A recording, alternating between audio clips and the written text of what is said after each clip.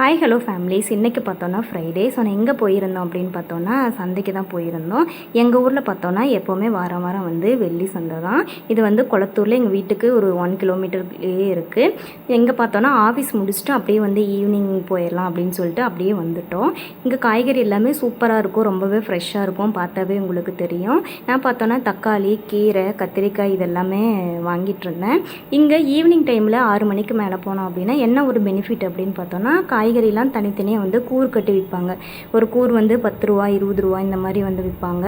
இந்த மாதிரி வாங்கும்போது நம்ம காய்கறியும் நிறைய கிடைக்கும், ப்ளஸ் அமௌண்ட்டும் குறையும். ஸோ நான் பார்த்தோம் அப்படின்னா வெண்டைக்காய், மிளகாய் இதெல்லாம் பார்த்தோன்னா கூறு கட்டி தான் வந்து வாங்கிட்டேன் 2. அடுத்து மாங்காய் வந்து இருந்தது, பார்க்குறதுக்கு சூப்பராக இருந்தது. சச்சின் வந்து நல்லா சாப்பிடுவோம் அப்படின்னு சொல்லி மாங்காய் வந்து 1 கிலோ வாங்கியாச்சு. வாங்கிட்டு வீட்டுக்கு வந்துட்டு ஸோ என்னடா சமைக்கலாம் அப்படின்னு சொல்லி பிளான் பண்ணிகிட்டு இருக்கும்போது காய்கறி தான் இருக்குது அப்படின்னு சொல்லிட்டு ஃப்ரைட் ரைஸ் பண்ணலான்னு தான் பிளானு. ஸோ காய்கறியெல்லாம் கட் பண்ணி செஞ்சு முடிக்கிறதுக்குள்ளேயே பார்த்தோம் அப்படின்னா ஃபுல்லாக வேர்த்து ஊற்றி நனைஞ்சே போயிட்டேன். வெயில் வந்து ரொம்ப அதிகமாக இருக்குது, உள்ளே வந்து நிற்கவே முடியல, அந்த அளவுக்கு வந்து வேர்த்து கொட்டிகிட்டு இருந்தது. எப்படா கிச்சன் விட்டு வெளியே வருவோன்னு தான் இருந்தது.